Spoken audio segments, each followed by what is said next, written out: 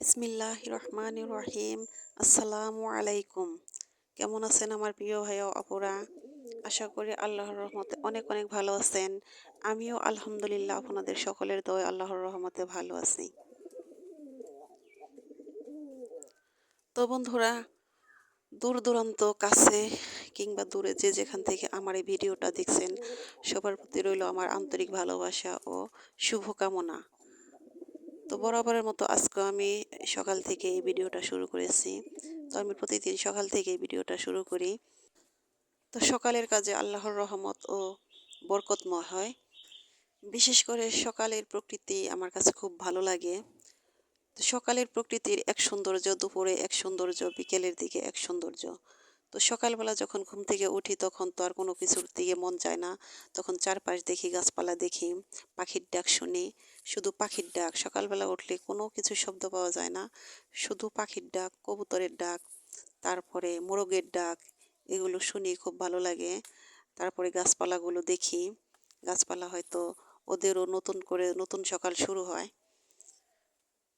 তো সকালের প্রকৃতি আমার কাছে বেশি ভালো লাগে। আর দুপুরে অত এদিক সেদিক কাজ করি, অত ভালো করে কোনো দিকে তাকানোর অতটা সময় থাকে না। আর বিকেলের দিকে তো মনে হয় যে প্রকৃতি ঘুমিয়ে গেছে। এই যে একটা ঘুঘু পাখি, এই পাখিটা প্রতিদিন আসে আমার উঠানে। তো আসে দুটো, আজকে দেখতেছি ও একা। আরেকটা যে কোথায় গেল সেটাই ভাবতেছি। আমি যে মুরগিগুলোকে খাবার দেই, সেই খাবারগুলো এসে খায়। মুরগিগুলোকে খেতে দেয় না, আমি ওদের জন্য আলাদা আরেক জায়গায় দেই। তো সেই খাবারটাই হয়তো খুঁজতেছে। আজকে এখনো খাবার দেই নেই, মুরগিটা এখনো ছাড়া হয়নি, পাখিটা খাবার খুঁজতেছে। এদিকে কবুতরও ছাড়া হয়েছে, কবুতরগুলো উড়ে এসেছে। উড়ে এসে যে দুয়ারে মাটি খাইতেছে। কবুতরে কিন্তু মাটিও খায়। আপনারা জানেন কিনা আমি জানি না, এই যে মাটি খাইতেছে খুঁইদা খুঁইদা। আমি কয়েকটা আপুর ভিডিওতে দেখেছি, যারা বাসা বাড়িতে থাকেন তাদের বাসাতে সুন্দর করে জায়গা বানিয়ে রেখেছেন, পাখিকে খাবার দেন। আমার যে দেখে কি ভালো লাগছে, সারা ভিডিওতে ওই দৃশ্যটাই শুধু এখনো চোখে চোখে ভাসতেছে। সে আপুদের কথা নামটা হয়তো আমার একটু মনে আসতেছে না। কয়েকটা আপুর ভিডিওতে আমি দেখি সুন্দর পাখির জন্য আলাদা জায়গা, আলাদা খাবার, ফল ফ্রুট, তারপর খাবারগুলো দেন, এসে সুন্দর জানালা দিয়ে ভিতরে ঢুকে ঢুকে খায়। আমার ওই দৃশ্যগুলো দেখতে খুবই ভালো লাগছে, আমি এখনো মিস করি। আমার মুরগি ছিল, সে মুরগিতে ডিম পাড়ে কয়টা সরে সরে রাখি, আপনারা হয়তো কয়েকটা দিন ধরে দেখতে পারতেছেন। তো সব মিলিয়ে 10টা ডিম পেড়েছে মুরগিতে দেখলাম। তো এই তো এদিকে আমার ফুফু শাশুড়ি এসেছিল আজ কয়েকদিন ধরে। অনেক আদরের একটা কন্যা ছিল আমার এই ফুফু শ্বশুর, আমার দাদা শ্বশুরের একমাত্র মেয়ে। তো ফুফু আজকে চলে যেতেছে, তাকে এগিয়ে দেওয়ার জন্য রাস্তায় যেতেছি। আমরা দু যা মিলে, আমার শাশুড়ি মিলে, সাথে আমার শ্বশুরও যাইতেছে, তার বোনকে দিয়ে আসবে। তো ফুফু চলে গেল, বাড়িটা একদম ফাঁকা ফাঁকা। তো আমার আরেক ফুফু শাশুড়ি এসেছিল। তো আমার ফুফু শাশুড়ি যখন আসে, তারা 3 বোন একত্রিত হয়। একজন আসলে আরেকজন আসে, এভাবে মিল করে তারা আসে। এসে খুব আনন্দ করে থেকে যায়, যে কয়টা দিন থাকে 3টা বোন একসাথে থেকে যায়। তারা কিন্তু চাচাতো বোন, চাচাতো জেঠাতো বোন। তো এবারও এসেছিল এক ফুপু, আগে চলে গেছে, আমার ফুপু ছিল, সে ফুপুটা আজকে চলে গেল। তাকে বিদায় দিয়ে আসলাম, এসে কাজে লেগে পড়েছি।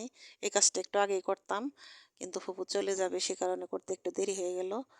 তো এসে বসে বসে দুজা গল্প করতেছি আর বানাইতেছি যে এই লাঠি আমার এই পাশের বাড়ির এক যা আছে, সে খুব সুন্দর করে বানায়, দেখার মতো, শুধু দেখতেই মন চায়।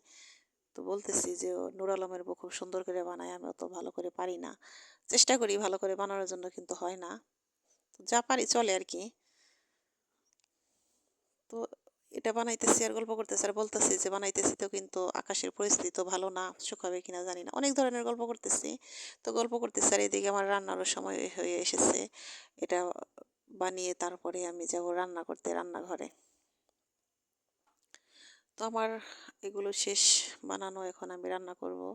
তো আজকে রান্না করব সাদামাটা রান্না। আমার গ্রামীণ রান্না, অত স্পেশাল কোনো রান্না আমি করি না। আমি নিজে সবসময় যা খাই সেগুলোই করি। আপনাদের আলাদা করে কিছু করব সেটা আমি করা হয় না বা করি না। তো পটল ভাজি আর হলো এই মাছের যে মাথা, ওই মাথা আছে, তারপরে চওলা বলে আমরা যা বলি, এগুলো দিয়ে এগুলো আমি ভুনা করব। তো এগুলো আমি একটু ভেজে নেব। তো আমার পটল ভাজি হয়ে গেছে। এখন আমি ওগুলো হালকা ভাজবো। ভেজে তারপরে এগুলো আমি সব কিছু দিয়ে কাঁচামরিচ, পেঁয়াজ, মশলা, জিরা বাটা, আদা বাটা এগুলো দিয়ে আমি ভুনা করব। তো পেঁয়াজও বেটে দেব, কিছু পেঁয়াজ বেটে দিলে মাছ ভুনা করলে ওইটা খাইতেও ভালো লাগে, ঝোলটা একটু আঠালো হয়, ভালো লাগে। আর মাছ ভুনা করার ক্ষেত্রে অবশ্যই পেঁয়াজটা একটু ভালো করে ভাজতে হয়, তেলে দিয়ে একটু ভালো করে ভাজতে হয়। এর মধ্যে একটু লবণ ছিটিয়ে দিলে পেঁয়াজটা তাড়াতাড়ি উড়ে যায়, তাড়াতাড়ি ভাজা হয়। তো পেঁয়াজের সাথে আমি দিয়ে দিছি তেজপাতা আর কিছু হালকা লবণ দিয়েছি, এটাকে ভালো করে ভাজবো।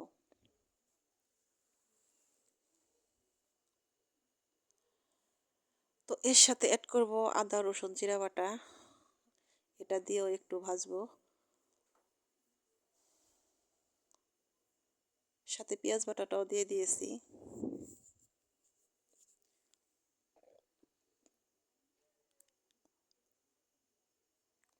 এখন পরিমাণ মতো হলুদ গুঁড়ো, মরিচ গুঁড়ো, ধনিয়া গুঁড়ো এগুলো দিয়ে পানি দিয়ে এই মশলাটাকে ভালো করে কষিয়ে নেব। তো এই যে মাছের মাথা ছিল একটা, এই মাথাটা তো আর ভাজা হয় নাই, ভালো করে ভাজতে পারি নাই, সে কারণে এটাকে আগে ভালো করে কষিয়ে নেব। কারণ এটাও ওগুলোর সাথে কষাতে গেলে ভেঙে যাবে, যেহেতু মাছের মাথা, সে কারণে এটাকে আমি আগে ভালো করে কষিয়ে নিতেছি। তো ওটা আমার কষানো শেষ, এবার এগুলো দিয়ে লাড়াচাড়া করে পরিমাণ মতো ঝোলটা দিয়ে দেব। তো বন্ধুরা, আমার কথাও আমার কাজগুলো কেমন লাগলো অবশ্যই আমাকে কমেন্ট করে জানাবেন। আমার কথাতে আমার কাজে যদি কোনো ভুল হয়ে থাকে অবশ্যই আমাকে কমেন্ট করে জানাবেন। কারণ কেউ যদি আমাকে ভুলটা ধরিয়ে দেন তাহলে আমি আরও খুশি হব, উপকৃত হব। কারণ ভুল থেকেই মানুষ শিখে। আমারও শিখতে ভালো লাগে, আমি শিখতে চাই, নতুনভাবে আপনাদের সাথে বাঁচতে চাই, চলতে চাই। তো বন্ধুরা, যারা নিয়মিত আমার এই ভিডিওটা দেখেন সে বন্ধুদের বলছি অবশ্যই একটি করে লাইক দিয়ে আমার ভিডিওটা কন্টিনিউ করবেন। আর যে বন্ধুরা নতুন অবস্থায় আমার এই ভিডিওটা দেখবেন অবশ্যই পুরো ভিডিওটা দেখে যদি একটু কোথাও ভালো লেগে থাকে অবশ্যই সাবস্ক্রাইব করে আমার পাশে থাকবেন। আপনাদের একটি লাইক আমার কাছে অনেক মূল্যবান, আর আপনাদের কমেন্ট আমাকে মনের ভিতর অনেক বড় উৎসাহ জাগায়, আমাকে নতুন ভিডিও বানাতে সাহায্য করে। তো আপনাদের শুভকামনায় আজকের মতো এখানেই বিদায় নিচ্ছি। আল্লাহ হাফেজ, আসসালামু আলাইকুম।